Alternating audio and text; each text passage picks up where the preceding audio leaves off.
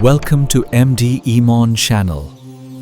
বিসমিল্লাহির রহমানির রহিম আলহামদুলিল্লাহি রব্বিল আলামিন ওয়াসসালাতু ওয়াসসালামু আলা আশরাফিল আম্বিয়াই ওয়াল মুরসালিন সাইয়্যিদিনা মুহাম্মাদিন ওয়া আলা আলিহি ওয়া সাহবিহি আজমাইন আম্মা বাদ। প্রিয় ভাই ও বোনেরা, আজকে আমি আপনাদের সামনে একটি অত্যন্ত চমকপ্রদ ও ঈমান বর্ধনকারী বিষয় নিয়ে কথা বলতে চাই। এই বিষয়টি শুধু আমাদের অন্তরকে শক্তিশালী করবে না, বরং আল্লাহ তাআলার কুদরত ও প্রতিশ্রুতির উপর আমাদের আস্থাকে আরও গভীর করবে। আল্লাহ সুবহানাহু ওয়া তাআলা পবিত্র কুরআনে ঘোষণা করেছেন, ইউরিদুনা আই ইউতফিউ নূরাল্লাহি বিআফওয়াহিহিম ওয়া ইয়াবাল্লাহু ইল্লা আই ইউতিম্মা নূরাহু ওয়ালাউ কারিহাল কাফিরুন। অর্থাৎ তারা মুখের ফুৎকারে আল্লাহর নূর নিভিয়ে দিতে চায়, কিন্তু আল্লাহ তার নূর পরিপূর্ণ করবেনই, যদিও কাফেররা তা অপছন্দ করে। এটি সূরা তাওবার ৩২ নম্বর আয়াত। প্রিয় শ্রোতামণ্ডলী, এই আয়াতটি শুধু একটি ওয়াদা নয়, এটি একটি চিরন্তন সত্য যা বারবার ইতিহাসের পাতায় প্রমাণিত হয়েছে। আজকে আমি আপনাদের সামনে আধুনিক গবেষণা ও পরিসংখ্যানের আলোকে এই ঐশ্বরিক সত্যের বাস্তব প্রমাণ তুলে ধরব।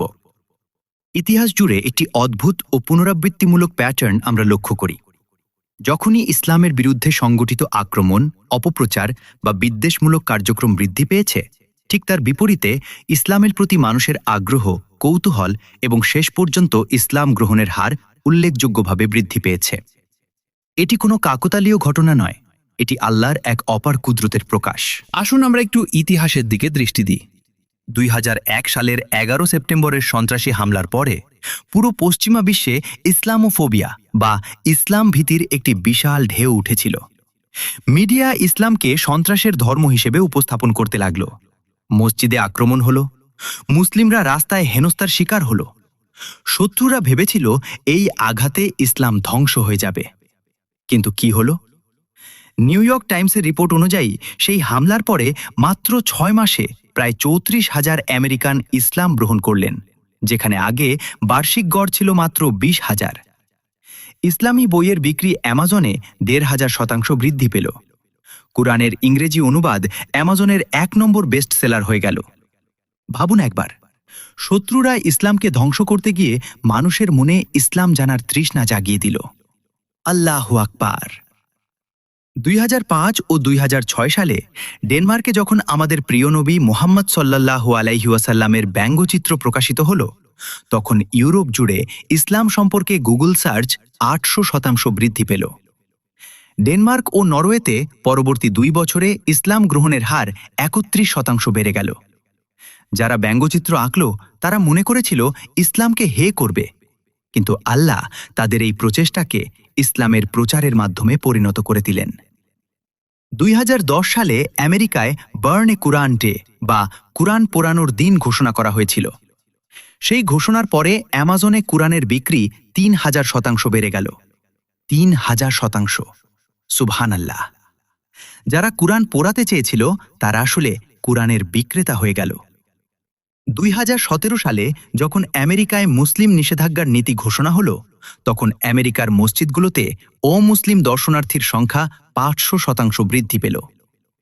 মানুষ নিজে গিয়ে মসজিদে দেখতে চাইল যে মুসলমানরা আসলে কারা, আর দেখে গিয়ে অনেকে মুগ্ধ হলেন, অনেকে ইসলাম গ্রহণ করলেন।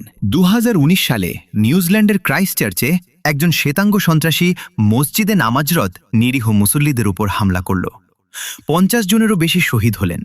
ইসলামের শত্রুরা খুশি হয়েছিল, কিন্তু পরবর্তী ৬ মাসে নিউজিল্যান্ডে ইসলাম গ্রহণের হার ১৪ গুণ বেড়ে গেল। ১৪ গুণ! রক্ত দিয়ে যে শহীদরা গেলেন তাদের শাহাদাত হাজার হাজার মানুষকে ইসলামের দিকে টেনে আনল। প্রিয় ভাই ও বোনেরা, এখন আসুন একটু অন্য দিক থেকে দেখি। শুধু সাধারণ মানুষ নয়, ইসলামের কট্টর সমালোচক ও শত্রুরাও নিজেরাই ইসলাম গ্রহণ করেছেন। এর চেয়ে বড় প্রমাণ আর কি হতে পারে? ডাক্তার জেফ্রি ল্যাং ছিলেন একজন প্রবল নাস্তিক গণিতবিদ। ইসলামকে আক্রমণ করতে গিয়ে কুরআন পড়লেন, আর সেই কুরআনই তাকে মুসলমান বানিয়ে দিল। তিনি পরে লিখলেন স্ট্রাগলিং টু সারেন্ডার নামক একটি অসাধারণ বই। ইউসুফ এস্টেস ছিলেন একজন খ্রিস্টান ধর্মযাজক। তিনি ইসলামকে ভুল প্রমাণ করার নিয়ত নিয়ে গবেষণা শুরু করলেন। শেষ পর্যন্ত ইসলামের সত্যতার সামনে মাথা নত করলেন এবং আজ তিনি বিশ্বখ্যাত ইসলামী দায়ী। গ্যারি মিলার, যিনি পরে আব্দুল আহাদ ওমর নামে পরিচিত হলেন, তিনি ছিলেন একজন খ্রিস্টান মিশনারি। কুরআনে ভুল খুঁজতে গিয়ে এই গণিতবিদ ইসলামের সত্যতা আবিষ্কার করলেন এবং মুসলমান হলেন। কিন্তু সবচেয়ে চমকপ্রদ যে উদাহরণটি তা হল আর্নাউড ভ্যান ডুর্নের ঘটনা। তিনি ছিলেন ডাচ রাজনীতিবিদ এবং ইসলাম বিদ্বেষী ফিল্ম ফিতনার সহপ্রযোজক। ইসলামকে ধ্বংস করার জন্য তিনি ছবি বানালেন, কিন্তু সেই ছবি বানাতে গিয়ে ইসলাম সম্পর্কে পড়তে হলো, জানতে হলো, আর সেই জানার পথেই তিনি ইসলামকে আবিষ্কার করলেন। তিনি নিজেই বললেন, ইসলামকে আক্রমণ করতে গিয়ে আমি ইসলামকে আবিষ্কার করলাম। আল্লাহর কুদরত দেখুন, যে হাতে ইসলাম বিরোধী ফিল্ম বানালো সেই হাতে কালিমা পড়ল। জোরাম ভ্যান ক্লাবেরেন ছিলেন ডাচ পার্লামেন্টের সদস্য, গিট ওয়াইল্ডার্সের চরম ইসলাম বিদ্বেষী দলের নেতা। তিনি ইসলামের বিরুদ্ধে বই লিখতে বসলেন, আর সেই বই লিখতে গিয়ে নিজেই মুসলমান হয়ে গেলেন। বইটি ইসলাম বিদ্বেষী বই হিসেবে শুরু হয়ে শেষ হল ইসলাম গ্রহণের স্বীকারোক্তিমূলক বই হিসেবে। প্রিয় শ্রোতামণ্ডলী, এখন আমাদের নিজের দেশের কথাও বলা দরকার। 2013 সালে বাংলাদেশে যখন কিছু নাস্তিক ব্লগার আল্লাহ ও রাসূলুল্লাহ সাল্লাল্লাহু আলাইহি ওয়াসাল্লামকে নিয়ে অশ্লীল ও কুৎসিত লেখা লিখল, তখন কি হল? ইসলামী বইয়ের বিক্রি 300 থেকে 500% বেড়ে গেল। নাস্তিকতা বিরোধী 50টিরও বেশি গবেষণামূলক বই প্রকাশিত হল। ইসলামী দাওয়াহ কার্যক্রম ব্যাপকভাবে বৃদ্ধি পেল। বাংলা ইসলামী ইউটিউব চ্যানেলের সংখ্যা 100 থেকে বেড়ে 10,000-এরও বেশি হল। বাংলা ইসলামী ফেসবুক পেজের সংখ্যা 500 থেকে বেড়ে 50,000-এরও বেশি হল। শয়তানের দোসরেরা ভেবেছিল তারা ইসলামকে দুর্বল করবে। আল্লাহ তাআলা তাদের এই অপচেষ্টাকে ইসলামের এক বিশাল জাগরণের কারণ বানিয়ে দিলেন। এখন প্রশ্ন হল, এটি কেন হয়? মনোবিজ্ঞানীরা এর একটি ব্যাখ্যা দেন। কোনো বিষয়ে আক্রমণ হলে মানুষের মনে সেই বিষয় সম্পর্কে স্বাভাবিক কৌতূহল জাগে। মানুষ নিজে যাচাই করতে চায়। মানুষ জানতে চায় আসলে সত্যটা কি। আর যখন মানুষ ইসলামকে নিজে জানতে যায়, তখন ইসলামের অন্তর্নিহিত সৌন্দর্য, যুক্তি ও সত্যতা তাকে আকৃষ্ট করে। কিন্তু মুমিন হিসেবে আমরা জানি এর পেছনে আরও গভীর একটি সত্য আছে। এটি আল্লাহ তাআলার সরাসরি হস্তক্ষেপ। আল্লাহ তাআলা তার দ্বীনকে রক্ষা করেন। তিনি বিদ্বেষীদের ষড়যন্ত্রকে নিজের দ্বীনের প্রচারের হাতিয়ারে পরিণত করে দেন। আল্লাহ সুবহানাহু ওয়া তাআলা সূরা তাওবার 33 নম্বর আয়াতে বলেছেন, হুয়াল্লাযী আরসালা রাসূলাহু বিল হুদা ওয়া দীনিল হাক্কি লিইয়ুযহিরাহু আলাদ-দীনি কুল্লিহি ওয়ালাউ কারিহাল মুশরিকুন।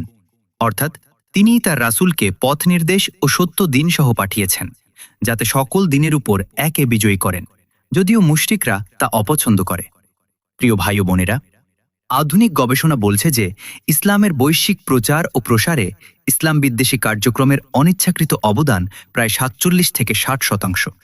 অর্থাৎ ইসলামের আধুনিক যুগের প্রসারের প্রায় অর্ধেকটাই ঘটেছে বিদ্বেষীদের অনিচ্ছাকৃত প্রচেষ্টার ফলে। প্রতি বছর আনুমানিক 37,000 থেকে 1 লাখেরও বেশি মানুষ বিদ্বেষী কন্টেন্ট ও ঘটনার কারণে ইসলাম সম্পর্কে জানতে এসে ইসলাম গ্রহণ করছেন। আমেরিকায় ইসলামোফোবিয়া ছড়ানোর জন্য 7টি সংস্থা গত কয়েক দশকে $20 কোটিরও বেশি ব্যয় করেছে। কিন্তু এই বিনিয়োগ ইসলামকে দমাতে পারেনি, বরং ইসলামের প্রচারকেই আরও বেগবান করেছে। এটি ইতিহাসের সবচেয়ে বড় বিড়ম্বনা বা ইরনি। রাসূলুল্লাহ সাল্লাল্লাহু আলাইহি ওয়াসাল্লামের জীবনের দিকে তাকালে আমরা এই সত্যের আরও গভীর উদাহরণ দেখতে পাই। যখন কুরাইশরা তার বিরুদ্ধে প্রচার শুরু করল, বলল, ইনি জাদুকর, ইনি কবি, ইনি পাগল, তখন আশেপাশের লোকজন কৌতূহলবশত এসে নবীজির কথা শুনতে লাগল এবং বহু মানুষ ইসলাম গ্রহণ করল। হিজরতের ঘটনার পরে মদিনায় ইসলামের ব্যাপক প্রসার হল। উহুদের যুদ্ধে মুসলিমরা কষ্ট পেলেও তারপরে মানুষ আরও বেশি করে ইসলামে আসতে লাগল। শেষ পর্যন্ত সেই কুরাইশরাই মক্কা বিজয়ের দিনে দলে দলে ইসলাম গ্রহণ করল, যারা কিনা এত বছর ধরে ইসলামের বিরুদ্ধে যুদ্ধ করেছিল। প্রিয় মুসলিম ভাই ও বোনেরা, এই গবেষণা থেকে আমাদের জন্য কয়েকটি গুরুত্বপূর্ণ শিক্ষা রয়েছে। প্রথম শিক্ষা হল, বিদ্বেষীদের অপপ্রচারে আমরা যেন হতাশ না হই। তাদের প্রতিটি আক্রমণ আসলে আল্লাহর পরিকল্পনার অংশ হয়ে ইসলামের প্রচারে পরিণত হচ্ছে। দ্বিতীয় শিক্ষা হল, আমাদের নিজেদের ইসলাম সম্পর্কে গভীর জ্ঞান অর্জন করতে হবে, কারণ যখন মানুষ ইসলাম জানতে আসে তখন আমরা যেন তাদের সঠিক পথ দেখাতে পারি। তৃতীয় শিক্ষা হল, আমাদের আচার ব্যবহার ও চরিত্র দিয়ে ইসলামকে উপস্থাপন করতে হবে, কারণ অনেক মানুষ মুসলিমদের আচরণ দেখে ইসলামের মূল্যায়ন করেন। চতুর্থ শিক্ষা হল দাওয়া কার্যক্রমকে আরও সক্রিয় করতে হবে, বিশেষ করে ডিজিটাল প্ল্যাটফর্মে। কারণ এখন মানুষ ইসলাম সম্পর্কে জানতে প্রথমেই ইন্টারনেটে সার্চ করে। আমরা যদি সেখানে সঠিক তথ্য দিয়ে না রাখি, তাহলে বিদ্বেষীদের মিথ্যা তথ্য দেখবে। পঞ্চম শিক্ষা হল ইসলামের উপর আমাদের আস্থা ও বিশ্বাস আরও দৃঢ় করতে হবে। আল্লাহ তাআলা এই দিনকে রক্ষা করবেনই। আমাদের কাজ হল নিজেদের ঈমানকে মজবুত করা এবং দ্বীনের জন্য কাজ করে যাওয়া। প্রিয় ভাই ও বোনেরা, ইতিহাসে কত সাম্রাজ্য এসেছে আর গেছে। রোমান সাম্রাজ্য ইসলামকে ধ্বংস করতে চেয়েছিল। সেই সাম্রাজ্য আজ নেই, কিন্তু ইসলাম আছে। মঙ্গোলরা বাগদাদ ধ্বংস করেছিল। তিগ্রিস নদীকে পণ্ডিতদের রক্তে রঞ্জিত করেছিল, কিন্তু শেষ পর্যন্ত মঙ্গোলরাই ইসলাম গ্রহণ করল।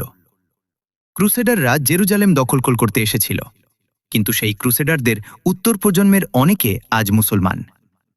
ব্রিটিশ ও ফরাসি উপনিবেশবাদীরা মুসলিম দেশগুলো দখল করে ইসলামকে শেষ করতে চেয়েছিল, কিন্তু ইসলাম আজ তাদের নিজেদের দেশে ব্রিটেনে ও ফ্রান্সে দ্রুত বর্ধনশীল ধর্ম। পিওর রিসার্চ সেন্টারের তথ্য অনুযায়ী 2050 সালের মধ্যে বিশ্বের প্রায় 30% মানুষ মুসলমান হবেন। বর্তমানে বিশ্বের সবচেয়ে দ্রুত বর্ধনশীল ধর্ম হল ইসলাম। আফ্রিকায় বার্ষিক 6 থেকে 8% হারে ইসলাম প্রসারিত হচ্ছে। ইউরোপে প্রতি বছর 50,000 থেকে 1 লাখ মানুষ ইসলাম গ্রহণ করছেন। এটি কি আল্লাহর ওয়াদার পূর্ণতা নয়? অবশ্যই। আল্লাহ তাআলা বলেছেন তিনি তার নূর পরিপূর্ণ করবেনই, এবং তিনি করছেনও। প্রিয় ভাই ও বোনেরা, কুয়েতের ইসলাম প্রেজেন্টেশন কমিটির একটি তথ্য দিয়ে শেষ করি। মাত্র একটি রমজান মাসে, মাত্র একটি মাসে কুয়েতে 1100 মানুষ স্বেচ্ছায় ইসলাম ধর্ম গ্রহণ করেছেন। প্রতিদিন গড়ে প্রায় 37 জন। এটি হল আল্লাহর দ্বীনের শক্তি।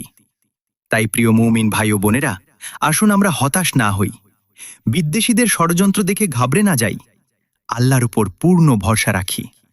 ইতিহাস সাক্ষী, বিদ্বেষ যত বেড়েছে ইসলাম তত ছড়িয়েছে। এটি কেবল একটি পরিসংখ্যানগত সত্য নয়, এটি আল্লাহ রাব্বুল আলামিনের চিরন্তন প্রতিশ্রুতির বাস্তব প্রমাণ। ইসলামের শত্রুরা যত মুখের ফুৎকার দিক না কেন, আল্লাহর নূর নেভানো যাবে না। কারণ আল্লাহ নিজেই বলেছেন এই নূর তিনি পরিপূর্ণ করবেনই। আল্লাহুম্মা আনসুরিল ইসলামা ওয়াল মুসলিমিন। হে আল্লাহ, ইসলাম ও মুসলমানদের সাহায্য করুন। হে আল্লাহ, আমাদের এই দিনের সেবক হিসেবে কবুল করুন। হে আল্লাহ, আপনার নূরকে সারা বিশ্বে ছড়িয়ে দিন। ওয়া আখিরু দাওয়ানা আনিল হামদুলিল্লাহি রাব্বিল আলামিন।